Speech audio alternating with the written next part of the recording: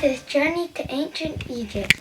As I mentioned last week, the ancient era in Egypt was very prosperous, mostly thanks to thriving agriculture activity. Many inventions made this possible, and today I am going to talk about different topics which show how inventive the ancient Egyptians could be. In particular, I will be describing 4 themes: time devices, farming, water management, and farming tools. Let us have a look at time devices. I will be talking about sundials and shadow clocks. The ancient Egyptians were very clever people. They were one of the first human beings to widely divide their days into generally agreed upon equal parts of the day using early timekeeping devices such as sundials and shadow clocks called saat. They invented the earliest known sundials around 3500 BCE.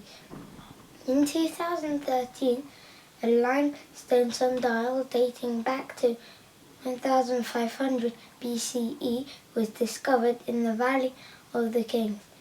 It divided daytime into 12 parts, and it was probably used to measure work hours. Shadow clocks were modified sundials that allowed for greater precision in determining the time of the day, and were first used around 1500 BCE. With them, the time-obsessed ancient Egyptians could even calculate time at night, provided the stars were visible. By the way, it was and still is easy to make a clock. All they used was 12 stones and a stick. You need to put the stones in a circle and put the stick in the middle, and there you go, a perfect clock. Farming.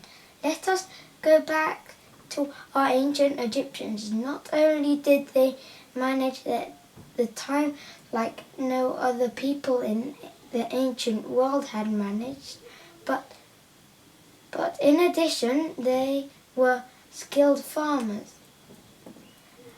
The people of ancient Egypt had all sorts of food supplies because they seized every opportunity to grow food. They used the fertile banks of the River Nile because the soil was rich and had enough nutrients for plants to grow well. However, farming wasn't so easy in those days, and watering was essential to avoid losing crops. What they grew. Egyptians grew all sorts of cereals, vegetables, and fruits, but grain was one of the most important crops for them. Once the grain was harvested, they grew vegetables such as leeks, onions, beans, cabbage, lettuce, beans, and cucumbers. Farmers also planted fruit trees and vines along paths, not only to keep their food, but also to show they were fashionable. That being said, they were also quite useful to give shade. Farming time. Egyptian farmers divided their year into 3 seasons based on the Nile cycle. Akhet, the inundation, June-September, the flood season. No farming was done, and as the fields were flooded, many farmers worked for the pharaoh building pyramids or temples. Perit.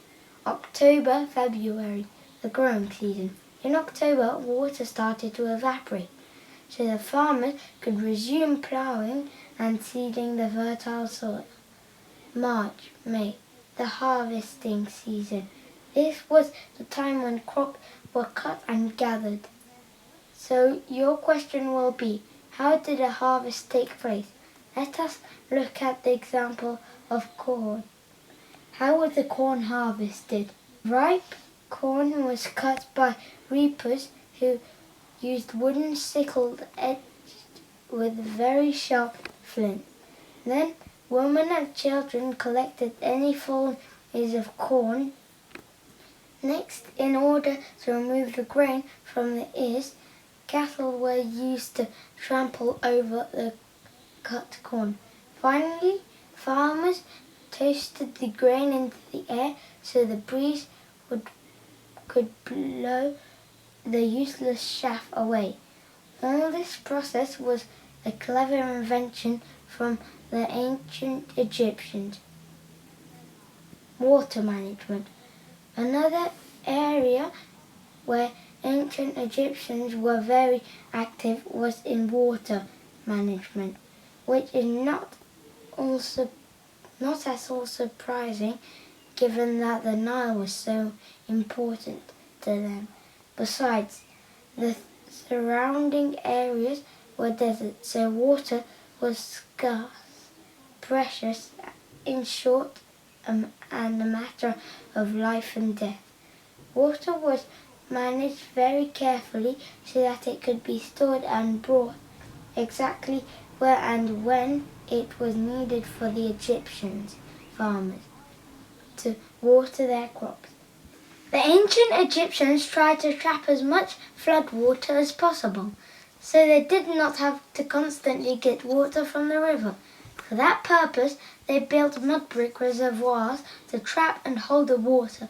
They also had a network of irrigation canals that they filled with water during the flood season and were refilled from the reservoirs. But how did the ancient Egyptians lift water from the canals, you may be asking me? To lift water from the canals, they used a shadoof. Here we are talking about this famous piece of equipment. A shadoof is a large pole balanced on a crossbeam, a rope and a bucket on one end and a heavy counterweight at the other. By pulling the rope, it lowered the bucket into the canal. Then the farmer raised the bucket out of the water by pulling down on the weight. He then swung the pole around and emptied the bucket onto the field. Farming tools. Farmers used a range of tools which were relatively sophisticated for the times, such as winnowing, scoops, hoes, rakes, flint, bladed sickles and plows. The majority of the tools were made entirely out of wood. Some of them were half wood and half stone, or just a random combination of wood and stone. Some cooper tools have also been found, indicating that they had some metal tools too. Another practical tool that the ancient Egyptians used effectively was their ability to tame animals. Domesticated animals were very important to Egyptian farmers, as they helped them with jobs like trampling in the seeds, pulling the plough, eating unwanted grain or wheat, and providing the Egyptians with food and drink through their meat and their milk. Ancient Egyptians kept cattle such as goats, pigs, ducks, cows, and geese. Occasionally, peasants also hunted for antelopes in the desert beyond the hills and fishing in the Nile. They did not try to domesticate these ones, but yet were happy to eat them. This will be all for today. Thank you for your attention. Next week we will be talking about the pharaohs and their roles in ancient Egypt. They were the big bosses and required all our attention, so watch this space.